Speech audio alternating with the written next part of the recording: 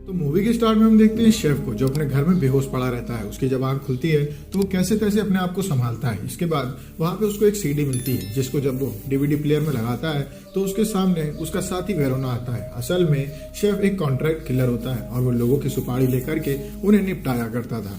उससे वेरोना कहता है कि तुमने जब से चाइनीज डॉन को मार दिया है तब से तुम्हारे पीछे अंडरवर्ल्ड पड़ा हुआ है और मुझे तुम्हें जान से मारने के अच्छे खासे पैसे मिल रहे हैं। वो वीडियो में दिखाता है कि उसने उसके बॉडी में एक चाइनीज जहर लगा दिया है, जिसमें 1 घंटे बाद शेफ की मौत हो जाएगी। वो उससे कहता है कि तुम्हारे पास सिर्फ 1 घंटे, अगर तुम अपने आप को बचा सको तो बचा लो। और इसके बाद वो वीडियो बंद हो जाती है।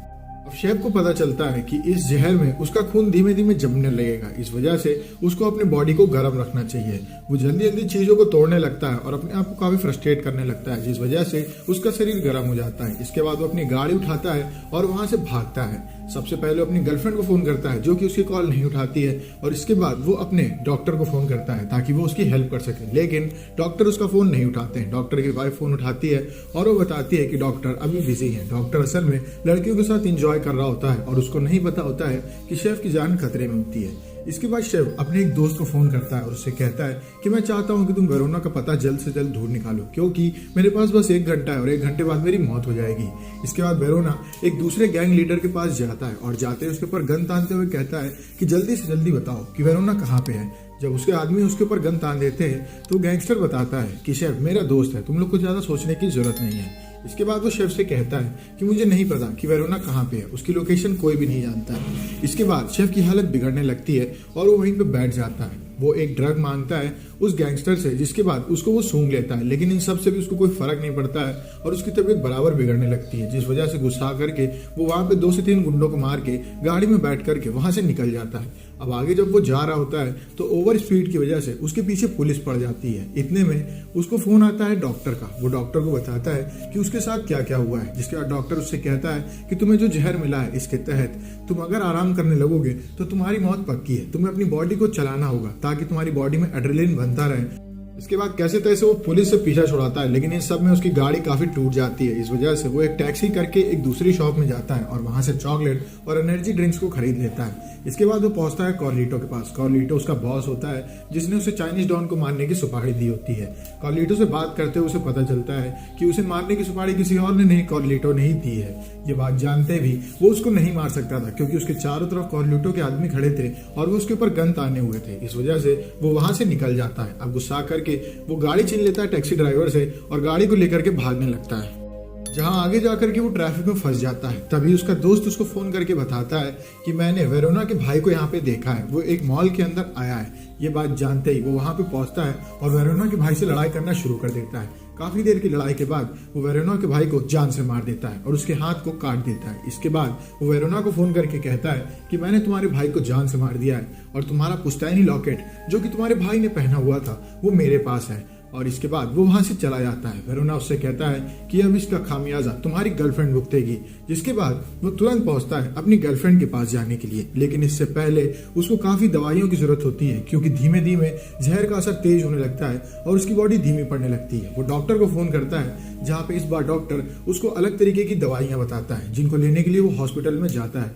जब वो दवाइयां ले रहा होता है तो वहां पे कुछ लोगों को उसके ऊपर शक होता है, जिस वजह से वो उन सब के ऊपर गन तान करके वहां से दवाई लेकर के निकलने लगता है। तभी उसके ऊपर वो लोग गोली चलाने लगते हैं और वो भाग करके डॉक्टर को फोन करता है। डॉक्टर उससे कहता है कि तुमने शायद ओवरडोज ले लिया है, तुम्हें थोड़ा चरस लेना होगा। अगर तुम आधे घंटे तक बच गए तो इसका मतलब तुम बच जाओगे, वरना तुम्हारी मौत पक्की है। इसके बाद वो वहां से भाग करके पहुंचता है अपनी गर्लफ्रेंड के पास। अपनी गर्लफ्रेंड के पास पहुंचते ही वो उससे कहता है कि जल्दी जल्दी कपड़े पहन लो, हम लोग यहाँ से निकल रहे हैं। वेरोना के आदमी उसके ऊपर अटैक करने की कोशिश करते हैं। वो अपनी गर्लफ्रेंड को बिना बताए वेरोना के आदमी से लड़ाई भी करता है और इसके बाद वो उसको सच बता देता है कि वो एक कॉन्ट्रैक्ट किलर है और वो पैसे लेकर के लोगों को मारा करता है। इस बार किसी ने उसको जहर दे दिया है और थोड़े समय में उसकी मौत होने वाली है। उसकी गर्लफ्रेंड को ऐसा लगता है कि वो सब बातें इस वजह से बता रहा है क्योंकि उसे ब्रेकअप करना है। इस वजह से वो रोने लगती है। तभी वो उसको लेकर के वहां से निकलने लगता है, क्योंकि उस घर में उन दोनों की जान को खतरा होता है। अब जब वो आगे जा रहा होता है तो धीमे धीमे उसकी दवा का असर बंद होने लगता है और उसे अपने आप को फिर से तरोताजा करना होगा और अपनी बॉडी में एड्रेनलिन बनाना होगा। इस वजह से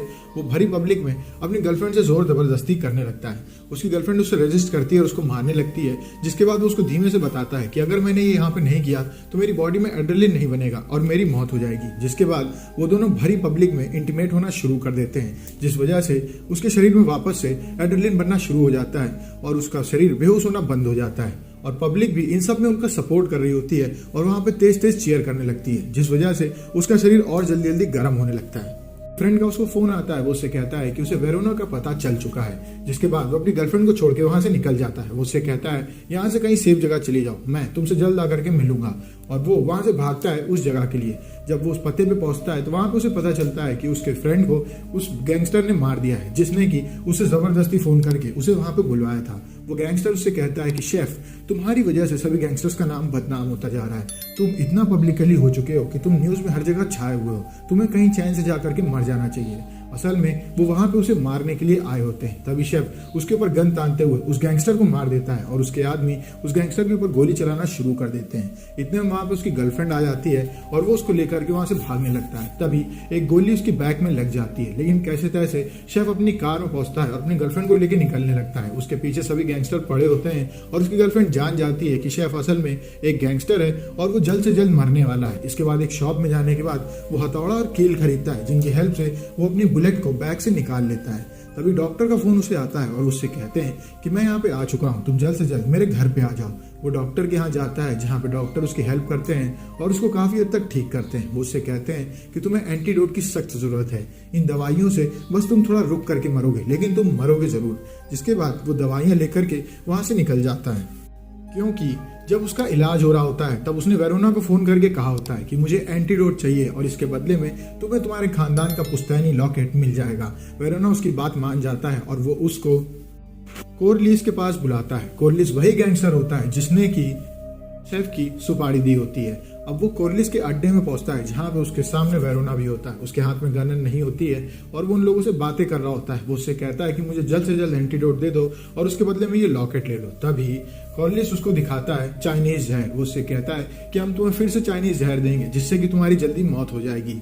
इतने में वो उन दोनों के बीच में आग लगाने लगता है। शेफ कहता है कि तुम दोनों में लीडर कौन है, ये तुम्हें मुझसे आधे पैसे दे करके तुम्हें मुझसे दुगने काम कराएगा। ये बात सुनकर के वेरोना काफी भड़कने लगता है और ये बात जान जाता है कोरलिस की वो उनके बीच में लड़ाई करवा रहा है। तभी वो उसको मारने का हुक्म दे देता है। इतने में वो उनमें से एक के ऊपर नकली गन तानता है उंगली से बना करके। सब लोग उसके ऊपर हंसने लगते हैं। तभी वहां पे चाइनीज डॉन किम आ जाता है और वो उन सबके ऊपर गोली चलाना शुरू कर देता है। असल में उसने कभी चाइनीज डॉन को मारा ही नहीं होता है, ये बस एक अफवाह फैली होती है, जिसकी वजह से उसके पीछे काफी सारे लोग पड़ गए होते हैं। अब कोरलिस वहां पे फंस जाता है, क्योंकि चाइनीज डॉन उसके ऊपर भारी पड़ने लगता है और वो एक एक करके उन सबको गोली मार के खत्म करने लगता है। तभी वहां पे वो भागता है अपने पीछे के चॉपर की ओर। अब इस वजह से कोरलिस जाकर के अपने हेलीकॉप्टर में बैठ जाता है, जहां पे उसके पीछे पीछे शेफ भी आ जाता है। लेकिन शेफ की तबीयत बिगड़ने लगती है, इस वजह से वो बेहोश होने लगता है। तभी वहां पे वेरोना आता है और वो शेफ की गर्दन में चाइनीज जहर को लगा देता है और उससे कहता है कि मैंने अपने भाई के मौत का बदला तुझसे ले लिया है। इतने में वो दोनों हेलीकॉप्टर से निकलने लगते हैं, लेकिन जाने से पहले वेरोना कोरलिस को गोली मार के खत्म कर देता है। जब वो हेलीकॉप्टर में बैठ के निकल ही रहा होता है, इतने में उठ करके शेफ भी उस हेलीकॉप्टर में घुस जाता है। उन दोनों की काफी देर लड़ाई होती है और शेफ और वेरोना हेलीकॉप्टर से नीचे गिर जाते हैं। नीचे गिरते समय वो वेरोना का गला दबा देता है और उसे वहीं पे खत्म कर देता है। इसके बाद जब वो जान जाता है कि अब उसकी मौत होने वाली है, तो अपनी गर्लफ्रेंड को फोन करता है, जो कि फोन नहीं उठाती है। तो उसके बाद वो उसको एक वॉइस नोट देता है और इसके बाद वो एक गाड़ी के ऊपर गिरता है आकर के और इसके बाद सड़क में गिर जाता है। लेकिन इन सब के बाद भी उसकी मौत नहीं होती है और ये मूवी यहीं पर खत्म हो जाती है। अगर आपको वीडियो अच्छी लगी, वीडियो को लाइक करें, चैनल को सब्सक्राइब करें। मिलते हैं आपसे नेक्स्ट वीडियो में, तब तक के लिए stay safe, stay healthy, bye bye.